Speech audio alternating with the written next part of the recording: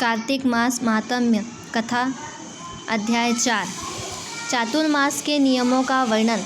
नारद जी बोले, ऐसा कहकर भगवान विष्णु ने मछली का रूप धारण किया और विंध्याचल पर्वत पर जब तप कर रहे महर्षि कश्यप की अंजलि के जल में जा पहुँचे। महर्षि कश्यप ने दया करके उस मछली को अपने कमंडल में रख लिया। जब उसने बड़ा रूप धारण किया तो उन्होंने उसे कुएं में डाल दिया। जब कुएं में भी न समा सकी तो उन्होंने उसे तालाब में फेंक दिया, और जब वह तालाब में भी न आ सकी तो उन्होंने उसे समुद्र में डाल दिया। वह वहाँ पर भी बढ़ने लगी। फिर उस मत्स्य रूपी नारायण ने उस शंखासुर को मार डाला। पश्चात शंख को हाथ में लेकर बद्रीवन में आ पहुँचे। बद्री नारायण में आकर उन्होंने सब ऋषि व महर्षियों को बुलाकर आज्ञा दी कि पानी में इधर उधर फैले हुए वेदों को ढूंढो और उन्हें शीघ्र मिलाकर मेरे पास लाओ, जब तक मैं देवताओं के साथ श्री प्रयागराज में ठहरा हूँ। इसके बाद सब ऋषि महर्षियों ने इन सब बीजों तथा सब वेद मंत्रों को ढूंढ निकाला। उन वेदों में से जो भाग जिस ऋषि को मिला वह उसी का हो गया। उस भाग के उसी दिन से वह ही ऋषि कहलाए। सब वेदों को लेकर ऋषि महर्षि प्रयागराज में आए और उन्होंने वे सब भगवान विष्णु व ब्रह्मा जी को समर्पित कर दिए। ब्रह्मा जी वेदों को पाकर बड़े प्रसन्न हुए। उन्होंने देवताओं और ऋषियों के साथ अश्वमेध यज्ञ किया। यज्ञ के अंत में देवता, गंधर्व, यक्ष, नाग आदि भगवान विष्णु को दंडवत करके प्रार्थना करने लगे। देवताओं ने कहा, हे देव, हे जगन्नाथ, हे प्रभु, हमारी प्रार्थना सुनिए। हम लोगों के हर्ष का समय है, इसलिए आप हमें वरदान दीजिए। नष्ट हुए वेद पुनः श्री ब्रह्मा जी को प्राप्त हो गए।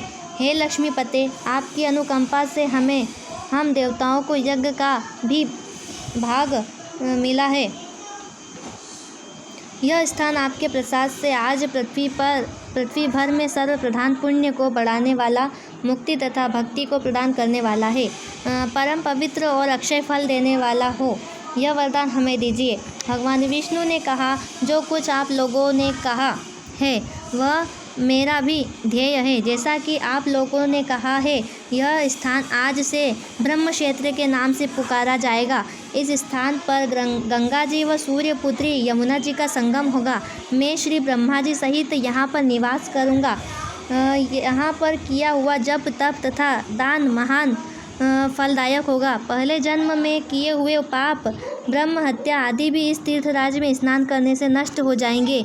जो लोग अपने पिता आदि को यहाँ लाकर तर्पण व श्राद्ध करेंगे, उनके पिता मेरे स्वरूप को प्राप्त करेंगे। वह तीनों प्रकार की मुक्ति को प्राप्त करेंगे। मकर संक्रांति पर माघ मास में प्रातः काल यहाँ आकर स्नान करने वालों को दर्शन मात्र से ही सब पाप मिट जाते हैं। ठीक उसी तरह जिस तरह सूर्य के तेज से अंधकार का नाश हो जाता है। हे मुनीश्वर, मेरे वचन ध्यान से सुनिए। मैं सर्वत्र व्याप्त रहता हुआ भी हमेशा बद्रीनारायण में निवास करता हूँ। सैकड़ों वर्ष तक किसी दूसरे स्थान पर तप करने का जो फल मिलता है, वही फल यहाँ एक दिन में मिल जाता है। जो मनुष्य मेरे इस स्थान बद्रिकाश्रम का दर्शन करेंगे, वह जीवन मुक्त हो जाएंगे और उनके समस्त पाप नष्ट हो जाएंगे।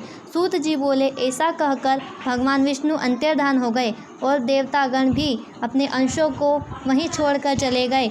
जो मनुष्य इस कथा को श्रद्धापूर्वक सुनते हैं, वह श्री प्रयागराज व बद्रिकाश्रम जाने व स्नान करने के समान फल प्राप्त करते हैं। जय श्री कृष्णा।